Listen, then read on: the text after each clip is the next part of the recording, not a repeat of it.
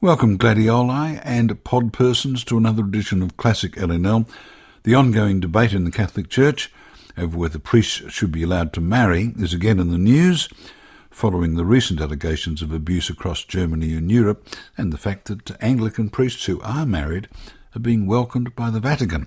So we thought we'd revisit a program first broadcast in 2002, in which we discussed the issue of celibacy in the priesthood.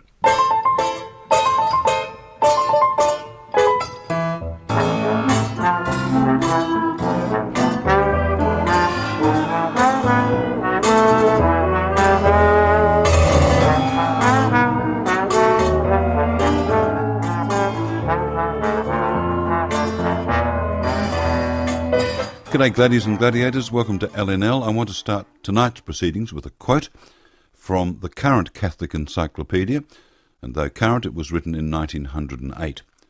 From the earliest period, the Church was personified and conceived of by her disciples as the Virgin Bride and as the pure body of Christ, or again as the Virgin Mother, and it was plainly fitting that this Virgin Church should be served by a virgin priesthood.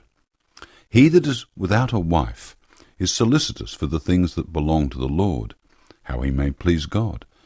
But he that is with a wife is solicitous for the things of the world, how he may please his wife, and he is divided. Well, you probably guess we're going to talk about the Catholic priesthood and celibacy, because the debate over celibacy in the Church right now is white hot. There's an unprecedented crisis of sexuality in the Catholic Church worldwide, due in particular to the massive number of allegations involving sexual abuse by clergy against children. Now, that is not to say that celibacy causes paedophilia, but the current scandal is set within a culture of sexual secrecy that many within the Church argue is brought about by the Church's insistence on mandatory celibacy for priests. Now, the Vatican refuses to put celibacy on the table for discussion, that is officially, but it's all the talk amongst the laity. To discuss celibacy in the Catholic Church, I have a distinguished trio, all of whom have compelling arguments for a rethink on priestly celibacy. Chris Geraghty is a former priest and theology lecturer. He left the Church and he married. He's now a judge in the Compensation Court of New South Wales, but still thinks and writes extensively on matters related to the Church and to his time in the priesthood. Chris is the author of Cassocks in the Wilderness, an account of his time as a young boy and a young man in the 50s at the Springwood Seminary in the Blue Mountains west of Sydney. And Chris is working on another book to be titled The Priest Factory, and he's with me here in the studio. Richard Sipe, another former priest, now a psychotherapist, and author of several books including Sex, Priests and Power, A Secret World, Sexuality and the Search for Celibacy, and Celibacy, A Way of Living, Loving and Serving. Richard also wrote the current entry on celibacy for the Oxford Companion to Christian Thought, and is on the phone from his home in La Jolla, California. Also on the dog and bone from California is Arthur Jones, editor-at-large with the National Catholic Reporter in the US. Arthur's been with that journal for 20 years, and before that he was an economics correspondent with Forbes. Arthur is speaking from his home in Valencia, and I welcome you all. Richard, to you first. In the context of the Catholic priesthood today, just what does celibacy really mean? Well, that's an awfully good question, because it means many different things. To the Pope, it means an ideal. It means absolute perfection.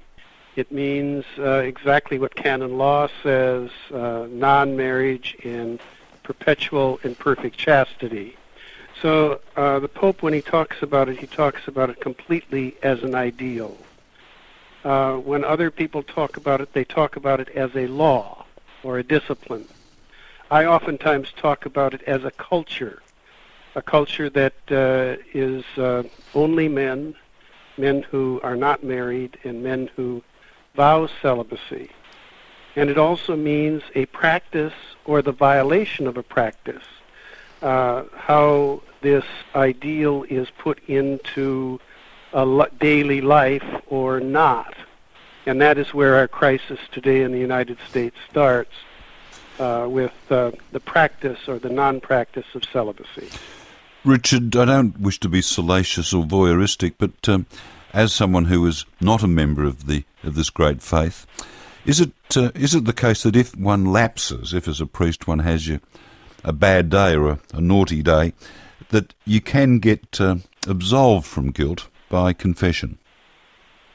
Well, yes, you can get absolved from sin, but there really has to be a great deal of discussion about what is it that breaks celibacy.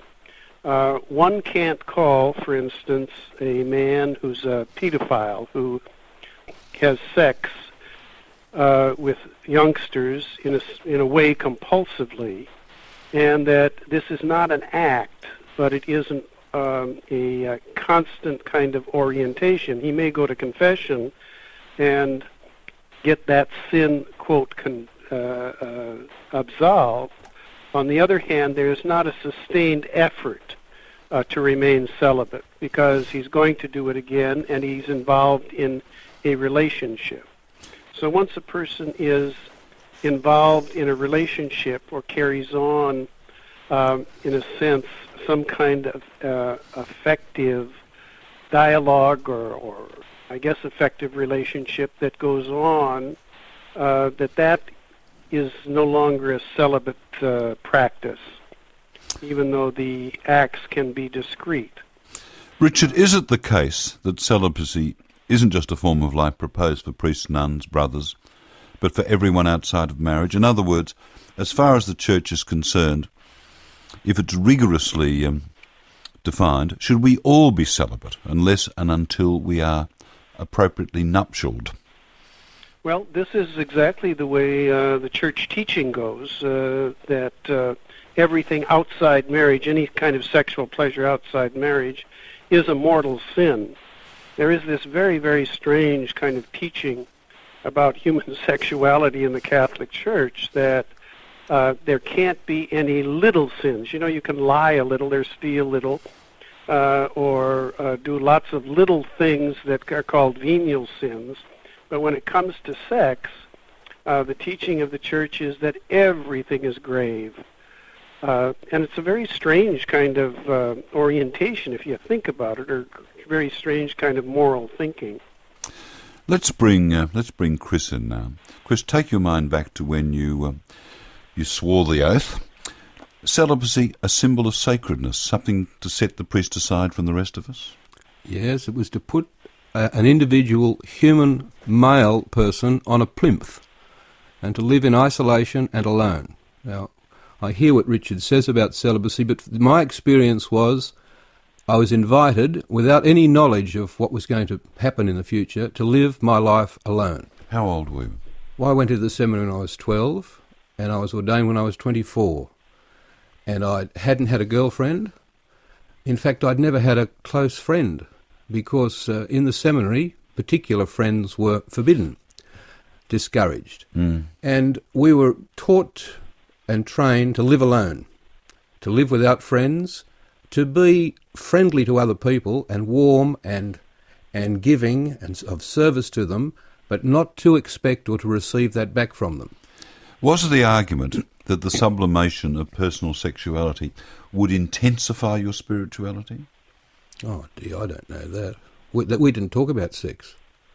There was no argument about that. Yes. It didn't exist. Well, Richard, it does exist, doesn't it? I think the four of us can confess to this privately. No one is listening. And I'm wondering how different is the Catholic Church notion of celibacy to that practiced elsewhere in other faiths, in Taoism, for example, or in Buddhism? Well, certainly there's a long tradition of religious celibacy that goes far beyond Christianity.